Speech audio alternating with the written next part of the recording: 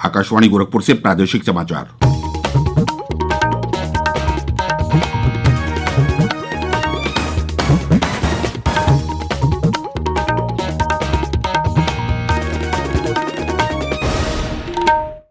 नमस्कार, समाचार बुलेटिन के साथ मैं प्रमोद कुमार सिंह। पहले मुख्य समाचार। प्रधानमंत्री नरेंद्र मोदी आज 9 करोड़ से अधिक किसानों के खातों में प्रधानमंत्री किसान सम्मान निधि के तहत 18,000 करोड़ रुपए से अधिक की धनराशि करेंगे अंतरित।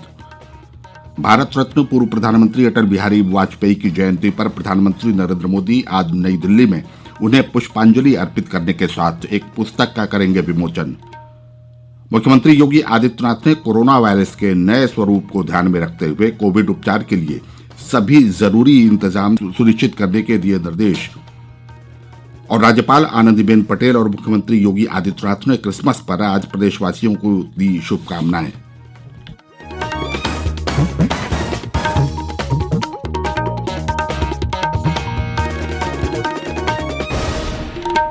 अब समाचार विस्तार से।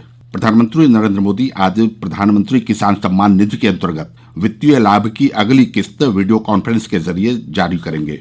9 करोड़ से अधिक लाभार्थी किसान परिवारों के खातों में 18,000 करोड़ रुपए से अधिक की राशि अंतरित की जाएगी। श्री मोदी इस कार्यक्रम के दौरान 6 राज्यों के किसानों से संवाद भी करेंगे। ये किसान प्रधानमंत्री किसान सम्मान निधि और किसानों के कल्याण के लिए सरकार द्वारा की गई अन्य पहल के बारे में अपने अनुभव बताएंगे। इस अवसर पर केंद्रीय कृषि मंत्री नरेंद्र सिंह तोमर भी मौजूद रहेंगे। प्रधानमंत्री किसान सम्मान निधि योजना के अंतर्गत प्रतिवर्ष लाभार्थी किसानों को 6,6 हजार रुपए की राशि 2-2 हजार रुपए 3 किस्तों में दी जाती है।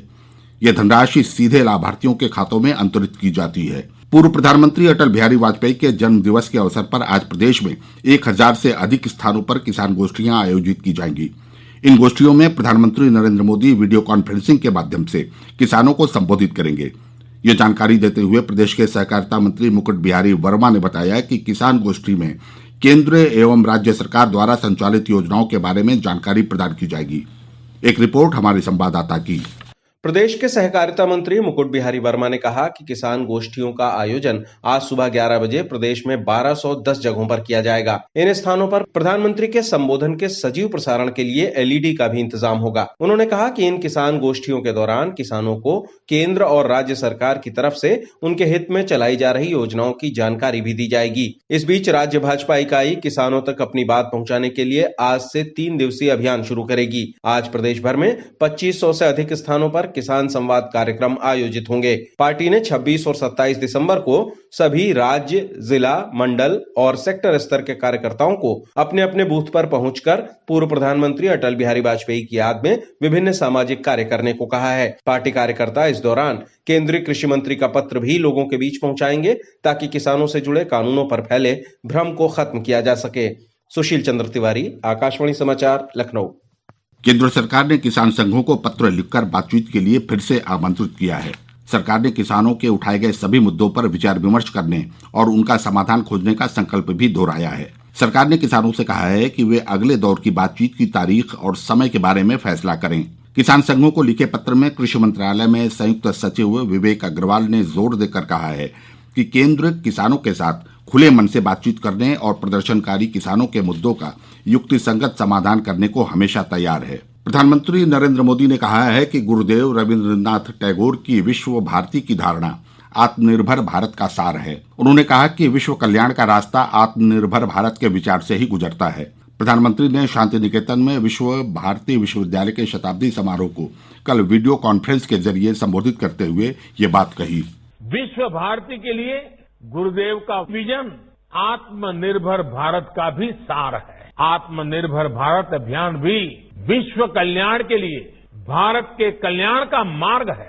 ये अभियान भारत को सशक्त करने का अभियान है। भारत की समृद्धि से विश्व में समृद्धि लाने का अभियान है। इतिहास गवाह है कि एक सशक्त और आत्मनिर्भर भारत ने हमेशा पूरे विश्व समुदाय का भला। हमारा विकास एकांकी नहीं बल्कि वैश्विक, समग्र और इतना ही नहीं, सर्वे भवन्तु सुखिनः का है। प्रधानमंत्री ने विश्वविद्यालय के छात्रों से कहा कि वे स्थानीय हस्तशिल्प वस्तुओं का सोशल मीडिया के जरिए प्रचार करें और वोकल फॉर लोकल अभियान को मजबूत बनाएं।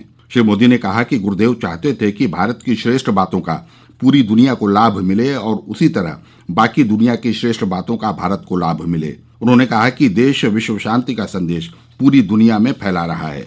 भारत रत्न पूर्व प्रधानमंत्री अटल बिहारी वाजपेयी की जयंती पर प्रधानमंत्री नरेंद्र मोदी आज नई दिल्ली में उन्हें पुष्पांजलि अर्पित करेंगे और एक पुस्तक का विमोचन करेंगे। Atal Bihari Vajpayee in parliament commemorative volume नामक इस पुस्तक का प्रकाशन लोकसभा सचिवालय ने किया है। इसमें वाजपेयी जी के जीवन के बारे में और साथ साथ संसद में दिए गए उनके कुछ प्रसिद्ध भाषण भी शामिल हैं। पुस्तक में अटल बिहारी वाजपेयी के सार्वजनिक जीवन से संबंधित कुछ दुर्लभ फोटो भी दिए गए हैं। इस साल 25 दिसंबर को भारत रत्न अटल बिहारी वाजपेयी की 96वीं जयंती है। यह दिन सुशासन दिवस के रूप में भी मनाया जाता है। प्रादेशिक समाचार आप आकाशवाणी गोरखपुर से सुन रहे हैं। मुख्यमंत्री योगी आदित्यनाथ ने कोरोना वायरस के नए स्वरूप को ध्यान में रखते हुए कोविड उपचार के लिए सभी जरूरी इंतजाम सुरक्षित करने के लिए निर्देश दिए हैं।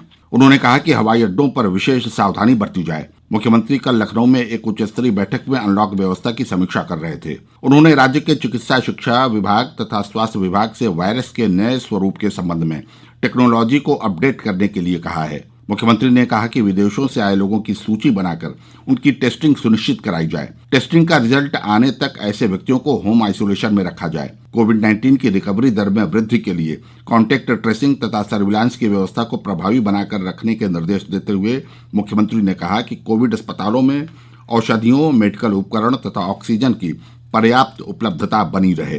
प्रदेश सरकार राज्य के प्रवासी मजदूरों की सुरक्षा और कल्याण के लिए विभिन्न राज्यों में विशेष अधिकारी नियुक्त करेगी। शुरुआत में ये अधिकारी मुंबई, दिल्ली और कोलकाता में नियुक्त किए जाएंगे। हमारे संवाददाता ने बताया है कि प्रवासी मजदूरों के कल्याण के लिए ऐसे अधिकारियों की नियुक्ति करने वाला उत्तर प्रदेश देश का पहला राज्य होगा। मुख्यमंत्री योगी आदित्यनाथ ने सबसे पहले मुंबई में इस प्रकार के अधिकारी की नियुक्ति के आदेश दिए हैं और बाद में दूसरे राज्यों में भी ऐसे अधिकारी नियुक्त किए जाएंगे।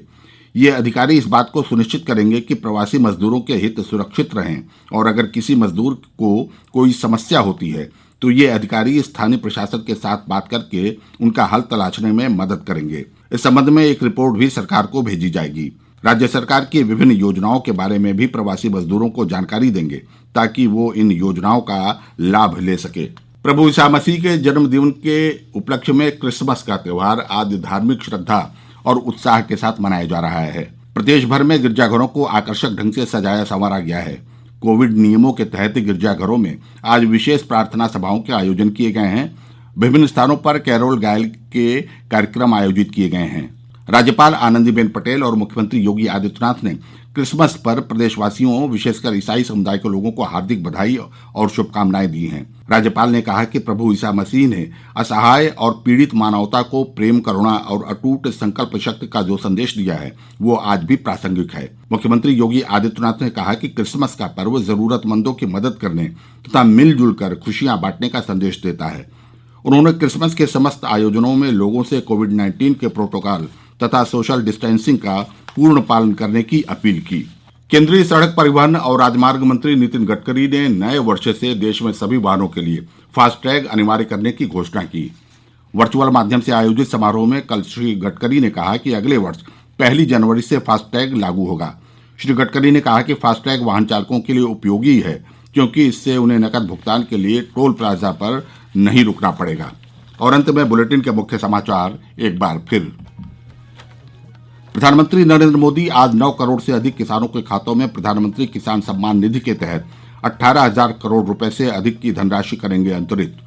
भारत रत्न पूर्व प्रधानमंत्री अटल बिहारी वाजपेयी की जयंती पर प्रधानमंत्री नरेंद्र मोदी आज नई दिल्ली में उन्हें पुष्पांजलि अर्पित करने के साथ एक पुस्तक का करेंगे विमोचन।